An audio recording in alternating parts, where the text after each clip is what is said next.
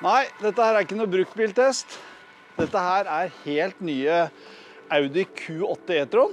Fått et litt nytt fjes, ellers er det veldig lite forskjell å se, men han har en viktig nyhet. Det er at netto batterikapasitet har økt fra 86 kWh til 106.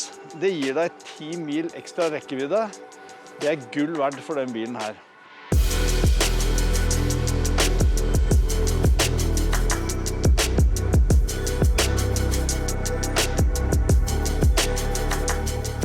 Audi Q8 e-tron er jo et veldig trivelig bekjentskap. Det er nok den mest sportslige SUV-en i sin klasse. Den konkurrerer jo med Mercedes EQS, BMW iX og faktisk en del av de kinesiske store bilene også, for de havner jo i samme prisklasse. Men dette her er definitivt den mest sportslige av dem. Den føles mindre enn den er. Utrolig presis og fin å kjøre, og selv om man går på luftfjæringer, så er den veldig tight og presis å kjøre, samtidig som luftfjæringene svelger alt som er av ujevnheter, synes jeg. Så har vi det som er nytt med den, det er jo den store batteripakka, som gir deg 10 mil ekstra. Nå er jo oppgitt rekkevidde 546 kilometer, omtrent 1 mil kortere med akkurat det utstyret som den bilen her har. Energieffektivitet er jo ikke noe den bilen her er spesielt godt kjent med. Forbruket er jo oppgitt omtrent akkurat som gamle e-tron, nemlig 2,16 kWh på mila.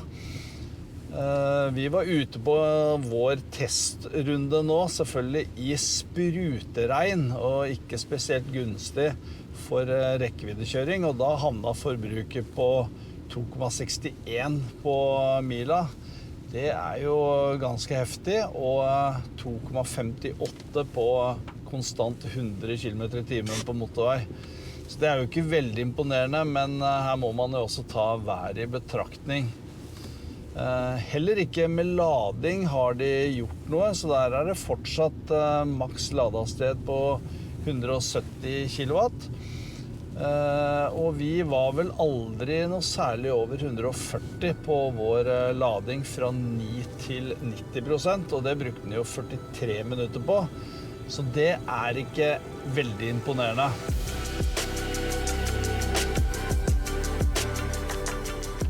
I Audi Q8 så er faktisk alt akkurat som det var med e-tron.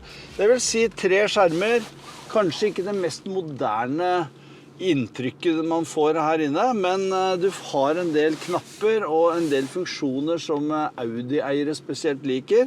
Og selv om det kanskje begynner å se litt gammeldags ut, så oser det faktisk kvalitet. Og som vanlig hos Volkswagen-gruppen så sitter man veldig godt i bilene her, og det er bra med justeringsmuligheter. Her er det jo fullelektriske stoler, og du har manuell framtrekk av pute, du har elektrisk justering av rattet, som forresten er ganske tynt, og heldigvis har man ikke rene berøringsflater, men ekte Audi-brytere, sånn som vi er kjent med fra før, med rulleknotter. Elsker det. Har også egen adaptiv cruise-kontroll på egen stilk her nede. Midtkonsollen er jo ikke blant de største. Du er nødt til å ha mobilen stående ned for å få den lada. Og du har 2 koppholdere og et lite rom her sånn. Q8 e-tron har jo en god del standardutstyr, blant annet 4-zoners klimaanlegg. Og selvfølgelig, dette er jo den største SUV-en til Audi, så jeg sitter jo helt OK, selv om dette her er sportbacken. Så er det god plass til hodet, og god plass under setet også. Og så har man ganske enkel midtkonsoll med 2 koppholdere, og et lite rom under her hvis det skulle være ønskelig. Vi prøver midtplassen da. Her kunne de godt ha fjernet litt av den midtkonsollen. Sitter jo veldig høyt der, stanger i taket. Så dette her er egentlig en 4-seters bil, vil jeg si. Små kan det fint sitte her. Som foran så er det 2 USB-C og så en 12 volt i tillegg. Ikke helt flatt gulv her.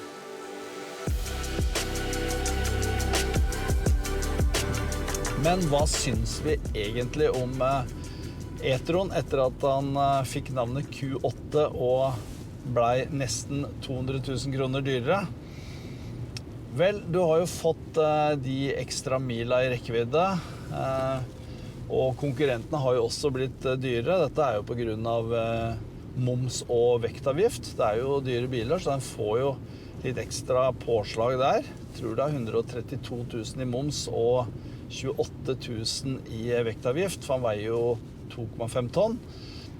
Du har fortsatt ikke superlang rekkevidde, men, og du har heller ikke den kjempemoderne følelsen lenger.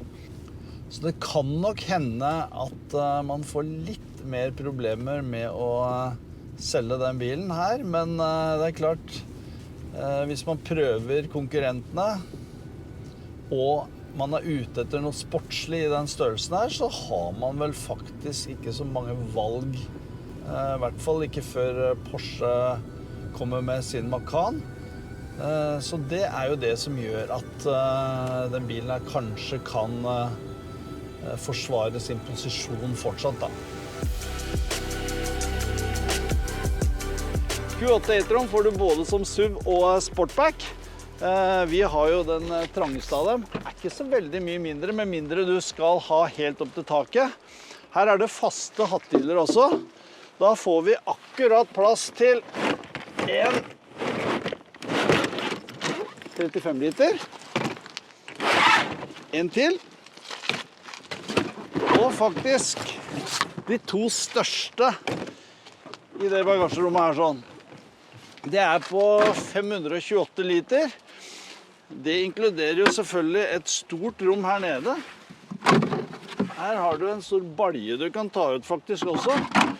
Og hvis du ikke hadde hatt subkasse, tilhengerfeste, som faktisk ikke er utfellbart, men som du må sette inn selv, kanskje litt rart på en luksusbil til 1,2 millioner kroner, så har du 40-20-40 delt bakseterygg. Når du endelig får satt på kroken, så kan du faktisk trekke 1800 kilo. Det er jo blant de beste. Og så kan du ha 75 kilo på taket. Selvsagt, når du har god plass i baksetet til voksne, så er det også god plass til barneseter. Q8 e-tron har 3 Isofix-fester, 2 bak og 1 foran. Her er det også fullt mulig for en tredjeperson å sitte.